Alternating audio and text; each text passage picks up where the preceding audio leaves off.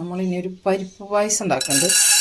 അപ്പോൾ അതിന് വേണ്ടിയിട്ട് നമ്മളിത് ഒരു ഗ്ലാസ് പരിപ്പ് അതൊന്ന് വറുത്തെടുക്കാം.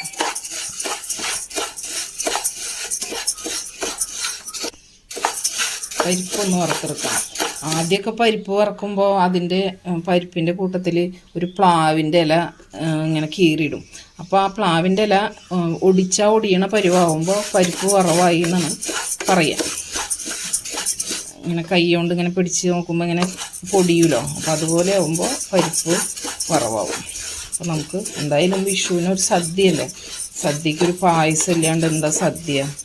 പിന്നെ പാലടയൊക്കെ വാങ്ങിക്കണം. അപ്പോൾ അതിനെന്തായാലും നമുക്ക് പറ്റിയ പോയി വാങ്ങിക്കൊക്കെ വേണം. എന്തായാലും നമ്മളൊരു പരിപ്പ് പായസം ഉണ്ടാക്കാമെന്ന് വിചാരിച്ചു. ഇതൊന്ന് വറുത്തെടുക്കട്ടെ. പരിപ്പ് വറവായിട്ടുണ്ട്. ഈ പരിപ്പിൻ്റെ പകുതി നമ്മളൊരു പ്ലേറ്റിലേക്ക് ഇതാണ്, പകുതിയോളം. ബാക്കിയുള്ള പരിപ്പ് ഒന്നും കൂടി വറുത്തെടുക്കാം. രണ്ട് വറവായി കിട്ടാൻ വേണ്ടിയിട്ടാണ്, വേവ് ഒരുപോലെ ആവാതിരിക്കാൻ വേണ്ടിയിട്ടാണ് കേട്ടോ അങ്ങനെ ചെയ്യുന്നത്. ഇതിനൊരു 2-3 മിനിറ്റ് കൂടി വറുത്തിട്ട് ഒരുമിച്ച് വേവിച്ചെടുക്കാം. ഇതിന് ചൂടാറിയതിന് ശേഷം വേണം നമുക്കിത് കഴുകിയിട്ട് വേവിച്ചെടുക്കാം.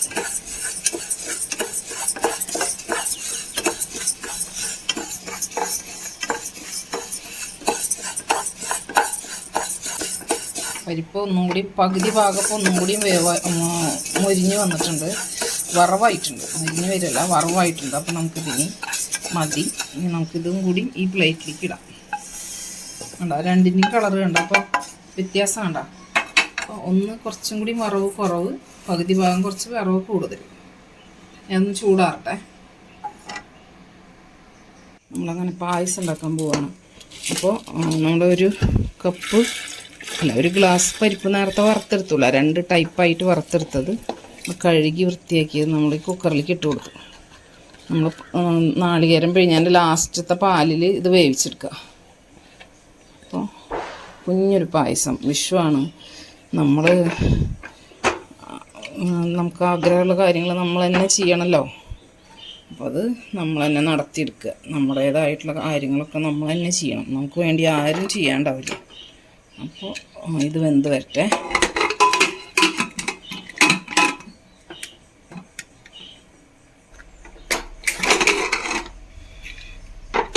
നമ്മുടെ പരിപ്പ് ഒറ്റ വിസിലടിച്ചിട്ടുള്ളൂടാ. ഇതേ വേണ്ട, നല്ല കറക്റ്റായിട്ട് വെന്ത് കിട്ടിയിട്ടുണ്ട്. ഇനി നമുക്ക് പാത്രം മാറ്റാം. നമുക്കിതിലേക്ക് ഇട്ട് കൊടുക്കാം. നമ്മുടെ വിഷുക്കട്ട ഉണ്ടാക്കിയ പാത്രം തന്നെ നമ്മൾ ഒഴിവാക്കി പരിപ്പ് ഇതിലേക്ക് തന്നെ ഇടുക.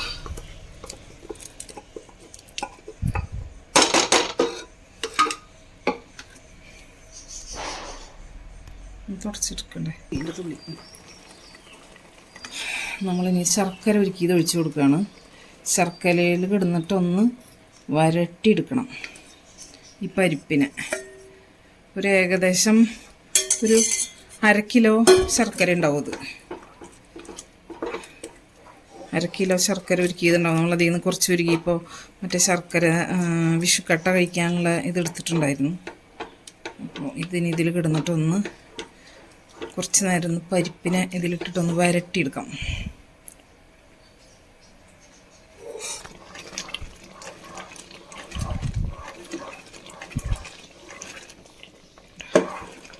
പരിപ്പ് നല്ല കറക്റ്റ് പാകത്തിന് വെന്തിട്ടുണ്ട്.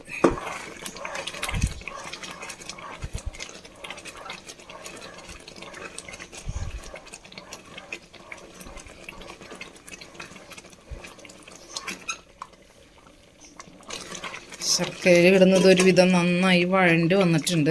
അപ്പോൾ പരിപ്പിലേക്ക് മധുരമൊക്കെ നന്നായി പിടിക്കാൻ വേണ്ടിയിട്ടാണ് നമ്മളിങ്ങനെ ചെയ്യണത്. നമുക്ക് പാല് പിഴിഞ്ഞ് വെച്ചിട്ടുണ്ട്, അതിൻ്റെ പകുതി ആദ്യം ഒഴിച്ചു കൊടുക്കാം.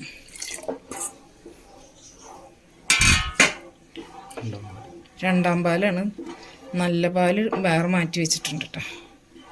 തിളക്കട്ടെ, നന്നായിട്ട് തിളയ്ക്കാൻ നമുക്ക് സമയം കൊടുക്കാം.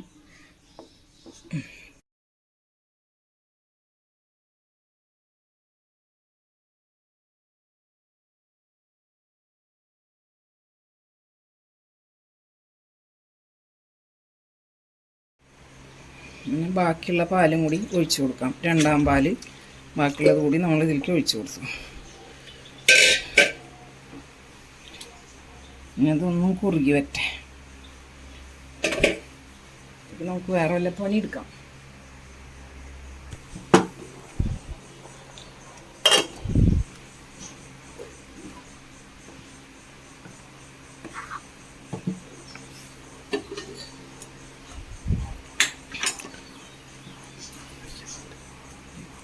ഒന്നാം പാലാണ് ഇനി ചേർക്കാനുള്ളത്. നമുക്ക് ആ ഒന്നാം പാലിലേക്ക് നമുക്ക് ഈ ഏലക്ക പൊടിച്ചത് മിക്സ് ചെയ്ത് വെക്കാം.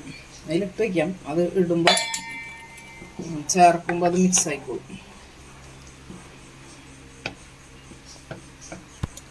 നമ്മളൊരു നുള്ളുപ്പ് ചേർക്കുന്നുണ്ട്. ആ മധുരം ഒന്ന് ബാലൻസ് ചെയ്യാൻ വേണ്ടിയിട്ട്, ആ ഒരു ചവറപ്പ് ടേസ്റ്റ് ഇല്ലാണ്ടിരിക്കാൻ വേണ്ടിയിട്ട് നമ്മൾ ഉപ്പ് ചേർക്കണത്. ശർക്കര കുറച്ചും കൂടി ബ്ലാക്ക് ശർക്കര ഇനി പായസത്തിന് നല്ല കളർ ഉണ്ടാവും കേട്ടോ. നമ്മുടെ ശർക്കര കുറച്ച് ലൈറ്റ് കളറുള്ള ശർക്കരയായിരുന്നു. നല്ല കറുത്ത ശർക്കര ഇനി പായസം ഭയങ്കര കറുപ്പ് കളറായിട്ടിരിക്കും, ഡാർക്ക് കളറായിട്ടിരിക്കും.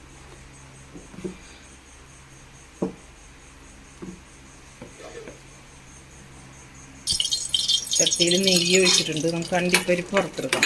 മുന്തിരി ചേർക്കണില്ല. മുന്തിരി നമുക്ക് പായസത്തിൽ, ഇങ്ങനത്തെ പായസത്തിൽ മുന്തിരി ഇഷ്ടമല്ല അത്ര. അപ്പം അതുകൊണ്ട് നമ്മൾ അണ്ടിപ്പരിപ്പ് മാത്രം ചേർക്കണുള്ളൂ. തേങ്ങാക്കൊത്ത് ഇഷ്ടമുള്ള ആൾക്കാർക്ക് തേങ്ങാക്കൊത്ത് ചെറുതാക്കി നുറുക്കിയിട്ട് ചേർക്കാം, വറുത്തിടാം. നമ്മളിപ്പോൾ അത് ചേർക്കണ്ടേ ഒന്നാമത്.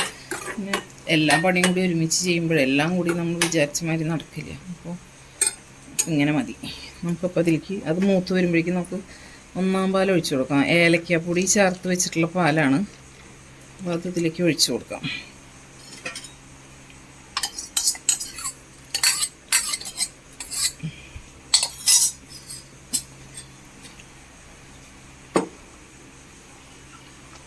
ഇളക്കി കൊടുക്കാം.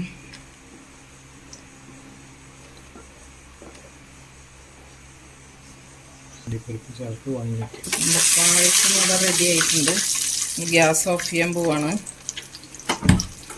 അണ്ടിപ്പരിപ്പ് ചേർക്കാം.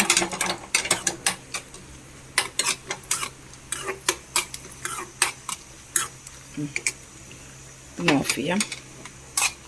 നമുക്ക് നെയ്യോടെ ചേർത്ത്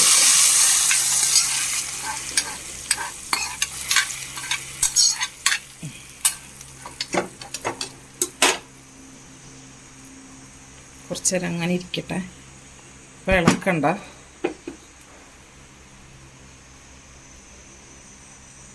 ഫിനിഷ്.